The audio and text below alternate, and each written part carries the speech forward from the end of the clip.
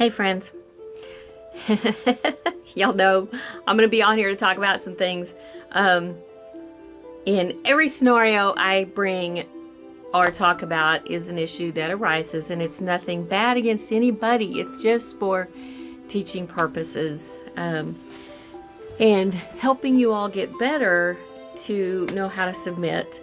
One of the biggest things that I come across is actors not knowing how to use transfer apps. A transfer app is simply an app that transfers large files, such as an audition. And so WeTransfer is a great one. Dropbox, that's what Dropbox is. It's a huge file box. It transfers files, and it's so easy to have. You can pay for it. You can get it for free, but you can only add so much to it per month and it gets full. Of course I have to pay for mine because I have so many folders, years and years and years of auditions and folders and tapes and headshots on mine. But I utilize it a lot, and it's the best way to share everything. I know a lot of people use Vimeo still, but on Vimeo, and I'm going to tell y'all this, when I work for a production, we're not always in the same place. So we have to be able to communicate, and you cannot do large files and hundreds of emails and headshots to 6 clients or 6 producers and the director.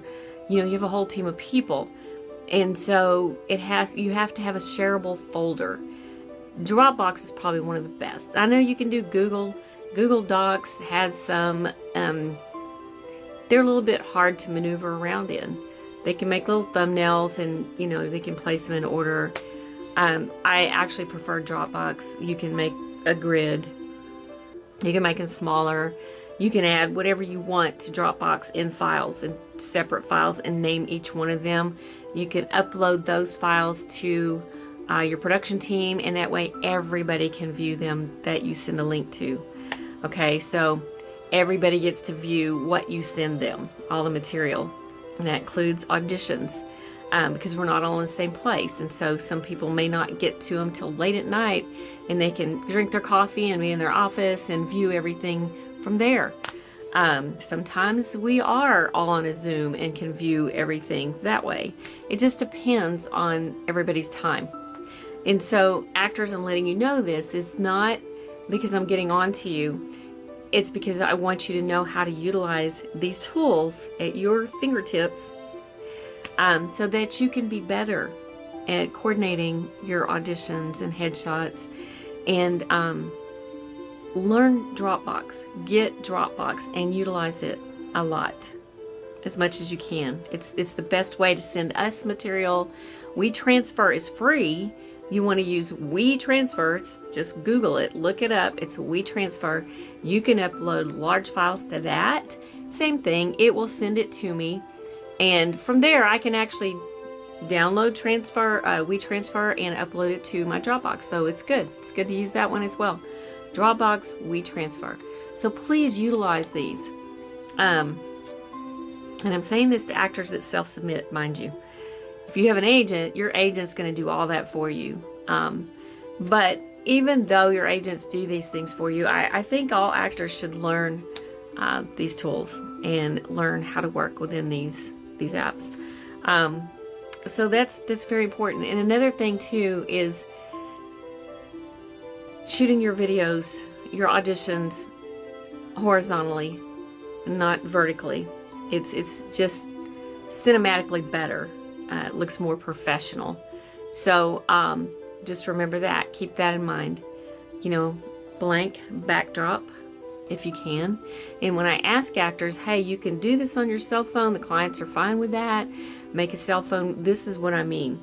A lot of you will just get your cell phone out and do this and, reenact your script.